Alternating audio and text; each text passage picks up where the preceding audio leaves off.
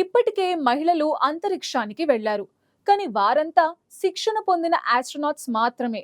కానీ సామాన్య మహిళలకు మాత్రం అంతరిక్ష ప్రయాణం ఒక కలగానే మిగిలింది.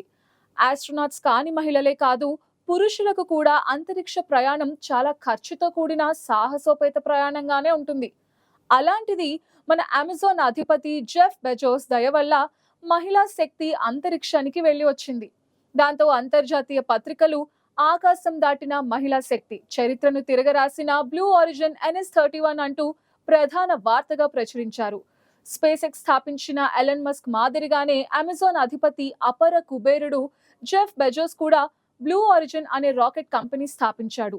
భవిష్యత్ అంతరిక్ష ప్రయాణాలకు ఈయన కంపెనీ రాకెట్లు భేషుగ్గా పనిచేస్తాయి.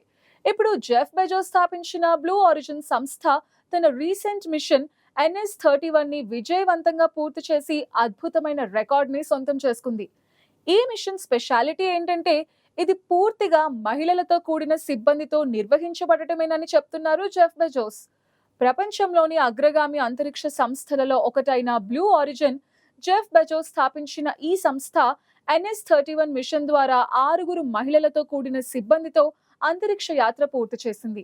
ఈ మిషన్ ద్వారా 6 అసాధారణమైన మహిళలు కార్మాన్ రేఖను దాటి భూమిని నక్షత్రాల కోణంలో చూసే అరుదైన అవకాశాన్ని దక్కించుకున్నారు. వీరు మామూలు మహిళలే అయినా తమ తమ రంగాలలో అసాధారణ ప్రతిభను కనబరుస్తున్నారు. బ్లూ ఆరిజిన్ కంపెనీకి సంబంధించి ఇది 11వ మానవ అంతరిక్ష ప్రయోగం. మొత్తంగా 31వ స్పేస్ క్రాఫ్ట్ అని చెప్పొచ్చు. అమెరికాలోని టెక్సాస్ వాన్ ప్రాంతం నుంచి ఈ ప్రయాణం స్టార్ట్ అయింది. తెల్లవారుజామున గగనాన్ని చీల్చుకుంటూ ఈ కంపెనీ తయారు చేసిన న్యూ షెపర్డ్ రాకెట్ నింగిలోకి దూసుకెళ్లింది. ఇది పూర్తిగా ఆటోమేటెడ్, అంటే స్వయం నియంత్రితంగా పనిచేస్తుంది. ఇందులో ప్రయాణించిన 6 మహిళలు దాదాపు 100 కిలోమీటర్ల ఎత్తులో ఉన్న కార్మాన్ రేఖను దాటారు. ఇక్కడితో భూమి వాతావరణం ముగుస్తుంది. భూమికి అంతరిక్షం మధ్య సరిహద్దుగా పరిగణించబడే ఈ ప్రాంతానికి చేరుకోగానే మనుషులు భారరహిత స్థితిని అనుభవిస్తారు. వీరి ఈ చారిత్రాత్మక ప్రయాణం 10 నిమిషాలకు పైగా కొనసాగింది. అంతలోనే సిబ్బంది బరువులేని అద్భుతమైన స్థితిని అనుభవించారు. కేవలం శాస్త్రవేత్తలకు మాత్రమే సాధ్యమయ్యే ఈ అనుభూతి అద్భుతమైందని వారు అభివర్ణించారు. అనంతరం క్యాప్స్యూల్ భూమి వైపు పయనమై టెక్సాస్ ఎడారిలో సురక్షితంగా ల్యాండ్ అయింది. అంతకు ముందు వీరు ప్రయాణించిన క్యాప్సూల్ ని అంతరిక్షంలోకి ప్రవేశపెట్టిన బూస్టర్ రాకెట్ నేరుగా తనకు కేటాయించిన ప్లాట్ఫామ్ పై సురక్షితంగా ల్యాండింగ్ చేసింది. ఇది పూర్తిగా రీయూజబుల్ రాకెట్ అవడంతో అంతరిక్ష ప్రయాణాలకు అయ్యే ఖర్చు గణనీయంగా తగ్గింది. అయితే ప్రస్తుతం ఈ కంపెనీ కేవలం స్పేస్ టూరిజం పైనే దృష్టి పెట్టింది. కమర్షియల్ గా అంతరిక్ష పర్యాటకాన్ని పెంచడం ఉద్దేశంగా పనిచేస్తోంది. ఇప్పుడు జరిగిన పూర్తి విమెన్ స్పేస్ జర్నీలో 6 మహిళలు ప్రయాణించి అనేక మందికి మార్గదర్శకులుగా నిలిచారు. ఈ మహిళలు విభిన్న నేపథ్యాల నుంచి వచ్చారు. అయితే వారిలోని సాహస స్ఫూర్తి, ధైర్యం ఒక్కటే కావడం విశేషం. ఇందులో పాల్గొన్న ఐషా బోవ్ ఏరోస్పేస్ ఇంజనీర్. మహిళల్ని సాంకేతిక రంగాల్లో ప్రోత్సహించడంలో ఆమె పాత్ర కీలకంగా ఉంటుంది. రెండో మహిళ అమండా గుయెన్ సామాజిక న్యాయానికి మార్గదర్శకులుగా పనిచేశారు. యునైటెడ్ నేషన్స్ తో సహా అనేక వేదికలపై తన గళాన్ని వినిపించిన యోధురాలుగా పేరుంది. ఇక మూడో మహిళ Gayle king, CBS mornings host, జాతీయ స్థాయిలో ప్రసిద్ధి పొందిన జర్నలిస్ట్, ఆమె యాంకర్ గా కూడా సుపరిచితం. నాలుగో మహిళ ప్రపంచ వ్యాప్తంగా మంచి సింగర్ గా పరిచయం అయ్యారు. ఆమె పేరు కేటీ పెర్రీ. ఆమెకు కోట్లాది మంది అభిమానులను సంపాదించుకున్నారు. ఐదో మహిళ కెరియాన్ ఫ్లిన్, చిత్ర నిర్మాత కాగా ఆరో మహిళ లారెన్ సాంజెస్ కు ఓ ప్రత్యేకత ఉంది. ఆమె రచయిత్రి, టీవీ హోస్ట్ మాత్రమే కాకుండా అమెజాన్ కంపెనీ అధినేత జెఫ్ బెజోస్ కు జీవిత భాగస్వామి కానున్నారు. వచ్చే నెలలో వీరిద్దరికి వివాహం జరగనుంది. క్యాప్సూల్ భూమిపై సురక్షితంగా ల్యాండ్ అయిన తర్వాత 6 మహిళలు తమ భావోద్వేగాలను పంచుకున్నారు. ప్రతి ఒక్కరి మాటల్లో ఆశ్చర్యం, ఆనందం వ్యక్తమయ్యాయి. లారెన్ సాంచెస్ తన కన్నీళ్లు ఆపుకోలేకపోయారు. భూమి అంత నిశ్శబ్దంగా ఉందనుకోలేదు, అది ఒక అద్భుతమైన దృశ్యమని ఆమె అన్నారు.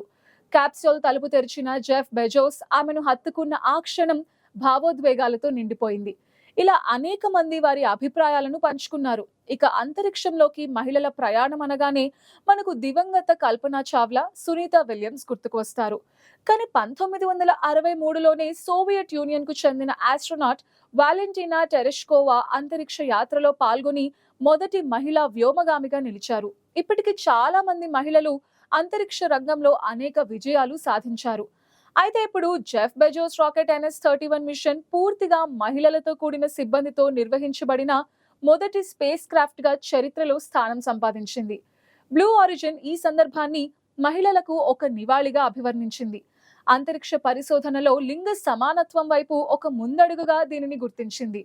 2021 నుంచి బ్లూ ఆరిజిన్ 10 స్పేస్ క్రాఫ్ట్లలో 52 మందిని అంతరిక్షపు అంచులకు తీసుకువెళ్ళింది. మరో ఇంట్రెస్టింగ్ విషయం ఏంటంటే, ఈ సంస్థ మొదటి ప్రయోగంలో కంపెనీ అధినేత జెఫ్ బెజోస్ స్వయంగా ప్రయాణించి వచ్చారు.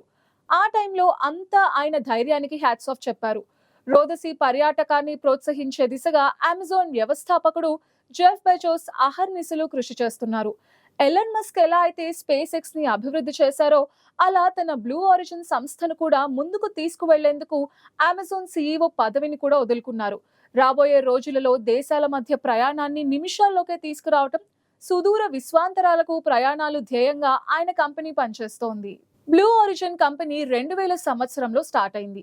ఈ సంస్థ ప్రస్తుతం కేవలం స్పేస్ టూరిజం దిశగా అభివృద్ధి చెందుతోంది. ఇక ఇప్పుడు అంతరిక్షంలోకి ప్రయాణించిన మహిళలకు ఎంత ఖర్చు జరిగి ఉంటుందో తెలుసా? నిజానికి విమాన ప్రయాణాలకే వేలు లక్షల రూపాయలు ఖర్చు పెట్టాల్సి వస్తుంది. అలాంటిది అంతరిక్ష యాత్రకు ఖర్చు అంటే ఒక రేంజ్ లో ఉంటుంది. అయితే ప్రస్తుతానికి మాత్రం జెఫ్ బెజోస్ లాభాల కోసం ఈ ప్రాజెక్ట్ ని నడిపించడం లేదు. అందుకేనేమో ఆ ఖర్చుని బయటకు వెల్లడించలేదు. ఇప్పటి వరకైతే బ్లూ ఆరిజిన్ నౌక అంతరిక్షంలోకి వెళ్లి వస్తే ఎంత ఖర్చు అవుతుందన్నది మాత్రం ఒక మిస్టరీగానే ఉంది. ఆ వివరాలను కంపెనీ తన వెబ్సైట్ లో కూడా ఎక్కడా ప్రస్తావించలేదు. టికెట్ రిజర్వ్ చేసుకునే సమయంలో ఆసక్తి కలిగిన వారి నుంచి $1,50,000 వసూలు చేస్తారు. అది కూడా రిఫండబుల్ డిపాజిట్ గానే చెప్తున్నారు. సీట్ రిజర్వేషన్ ప్రక్రియను పూర్తి చేయడానికి ముందు దానిని వసూలు చేస్తారు.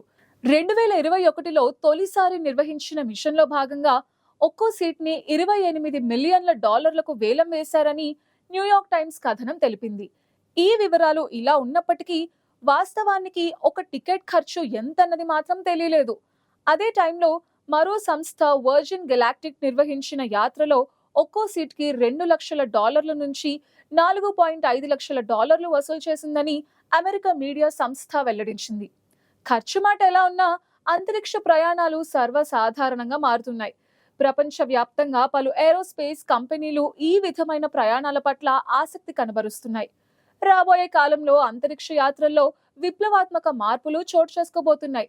ఈ తరహా రాకెట్స్ తో కేవలం అంతరిక్షానికే కాదు, ప్రపంచంలోని ఏ దేశం నుంచి ఏ దేశానికైనా కేవలం నిమిషాల్లోనే ప్రయాణం సాధ్యపడనుంది. ఇందుకోసం ప్రతి దేశంలో తమ కోసం రాకెట్ పోర్ట్స్ ఏర్పాటు కానున్నాయి. దాంతో ఇక విమానాలకు రాకెట్ల ద్వారా పోటీ రానుందంటే అతిశయోక్తి ఎంత మాత్రం కాదు.